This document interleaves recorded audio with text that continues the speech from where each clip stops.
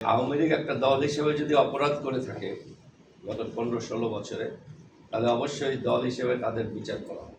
কিন্তু কোনো বিচার না করে জনশ্রুতিতে মুখে মুখে একটা দলকে এবং সেই দলের একটা বিরাট সংখ্যক বাংলাদেশি নাগরিককে বাংলাদেশের গণতন্ত্রের প্রক্রিয়া থেকে বাইরে রাখা একটা ন্যায় নীতির পরিচয়।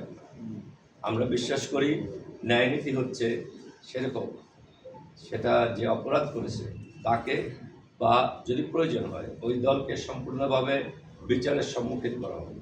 আজ 1.5 বছর চলছে, বর্তমান সরকার আওয়ামী লীগকে দল হিসেবে এখনো অভিযুক্ত করেনি। সেই ক্ষেত্রে আমি আওয়ামী লীগকে দল হিসেবে সমগ্র সদস্যকে অপরাধী বলতে পারবো? তাদের কি আজীবন বাংলাদেশের এই গণতান্ত্রিক প্রক্রিয়া থেকে বাইরে রাখা সম্ভব? আমরা শেখ হাসিনাকে যখন বিতাড়িত করি তখন আমরা বলেছিলাম শেখ হাসিনা বিতাড়িত হওয়ার প্রয়োজন বাংলাদেশে আইনের শাসন প্রতিষ্ঠার জন্য। আমরা এখন ওই জায়গায় এসেছি যেখানে আমরা সেই আইনের শাসন প্রতিষ্ঠার কাজ করতে পারি। আওয়ামী লীগকে যতক্ষণ আমরা দল হিসাবে কোনো অপরাধের জন্য বিচার না করছি, শুধু মুখে মুখে তাকে যদি আমরা একটা গণতান্ত্রিক প্রক্রিয়ার বাইরে রাখি, দল একটা নাম নয় শুধু, এটার মধ্যে বাংলাদেশি একটা জনসংখ্যা আছে, তারা আমাদের নাগরিক।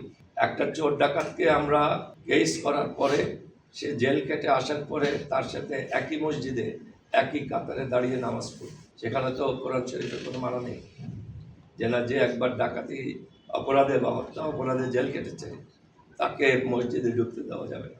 একইভাবে গণতান্ত্রিক প্রক্রিয়ায় আমার নাগরিক সবাইকে সম্পৃক্ত করতে হবে তার অপরাধের বিচার করার পরে।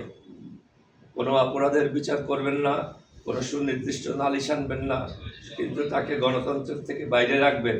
এতে দেশে কোনোদিনই স্থিরতা আসবে না। আরেকটা হলো বাংলাদেশি পুরা জনগণ, যেটা আমরা বলি দেশীয় মূল্যবোধে একত্রীকরণ হচ্ছে, রিকনসিলিয়েশন, সেই জিনিসটা কখনো পাওয়া সম্ভব না। আজ এই জাতিকে একীভূত করতে হলে এই জাতির সবার অপরাধের বিচার করে তারপর সবাইকে আবার নাগরিক অধিকার দিতে হবে।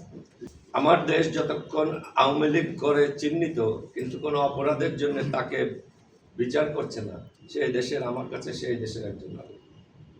সে তার ইচ্ছা মতো যে কোনো গণতান্ত্রিক প্রক্রিয়ায় যদি আসার ইচ্ছা প্রকাশ করে, আমি সেটা বাধা দিলে আমার পক্ষের থেকে সেটা তার প্রতি অবিচার। আমি অবিচার করতে এখানে আসি, আমজনতার দল অবিচার করতে এখানে আসে। আমজনতার দল বাংলাদেশে সুবিচার এবং ন্যায় বিচার প্রতিষ্ঠা করে।